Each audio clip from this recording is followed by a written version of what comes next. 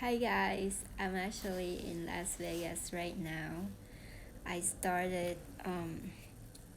my journey to Nevada this morning. So it's gonna be 15 hours drive. I stopped in Vegas for a night and then we'll continue to Reno tomorrow. But just want to hop online to tell you how crazy my landlord. I know, right? He's supposed to be out of the picture already. Nope, he's still back in my life and being crazy.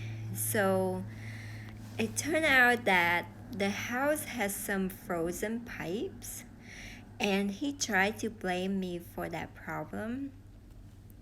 So I told him before, I wrote him an email that I shut off everything on February 1st. And if he didn't want to have any interruptions, he should have called the utilities companies. He didn't say anything, he didn't take any actions. And I know back in my head that this gonna be the problem. The pipe gonna get burst or freeze up. And sure it is, they got frozen. And he told me that I'm responsible for it, for shutting off everything, not telling the DT that I'm moving out. And he blamed me that I still stay until February 2nd because I told him that I shut off on February 1st. But then my movers didn't come, so I asked him if I could stay for one more night, and he asked me to pay for that night. And so I paid him for that night, and he wanted me to pay for like a whole week, saying that, well, the mover is not going to come tomorrow. I know this is really unreliable. You have to pay for the whole week. And I'm like, no, I'm only paying you for tonight, and there's no contract bound to us. So I don't want to risk or run into the situation that I'm gonna ask you for that money. So I pay him for a night, and he told me, okay, tomorrow if the mover is not gonna come, I'm not gonna let you stay in the house at all because I already give you the chance to to pay me for a week, and you refuse to do that. Anyways, but the mover came in the morning and picked up everything, so I moved out. And he told me that the pipes got frozen on February 1st when I still stay in the house. And I told him that you don't know when the pipes got frozen. How do you know exactly the pipe got frozen on February 1st? Besides, I didn't tell him that I did use the water. Even everything got shut off, I still asked the utilities to turn on the electricity. I didn't want the gas got turned on because they had to come out again and turn it back on and shut it off, and it was only for like a night. So I told them just keep the electricity on but not the gas. Anyway, I used the water. It was still hot and was still running. So that's, of course, there's no frozen pipes. But he blamed me for that. He wanted me to pay for it. I'm like, I'm not gonna pay you any dime. This is my last message to you. You have to deal with it and grow up and be responsible. So we'll see if he actually gonna sue me for the damages beyond the security deposit. I told him you can keep my security deposit. I don't need it. I think this is a tactics. He wants to keep the security deposit, so he created like, some problems so that I just tell him that just keep the security deposit. But whatever, I just like, this guy is insane. I can't believe a human being like him existing with no compassion, with so irresponsible for everything, including his own properties. So it's ridiculous.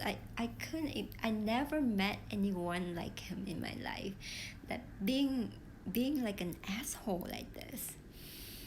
Anyway, I thought, he's out of my picture, he's out of my life, but he's still coming back and kind of haunting me.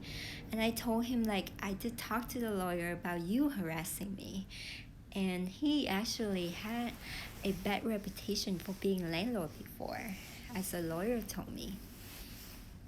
Anyway, I'm just got so mad at him while I was driving. And I know I shouldn't read the text, but because I saw his messages, so I had to read it. And then I just kind of like sent him my voice messages into a text and telling him that I already told him that I shut off everything on February 1st. But he ignored everything. So anyway, I just have to like breathe and just let go. But sometimes it's so hard, like when you try to let go things, but people or stuff still following you, and you just try your best not being involved, but it's just so hard, like,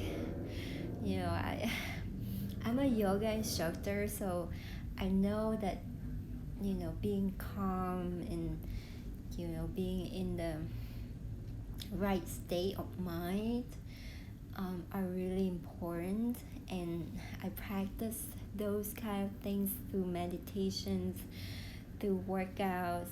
But sometimes it's just so hard. I don't know if you guys run into the situation that just so frustrate you to the point that you just want to scream so much, and you just sometimes you just walk away, and you couldn't believe that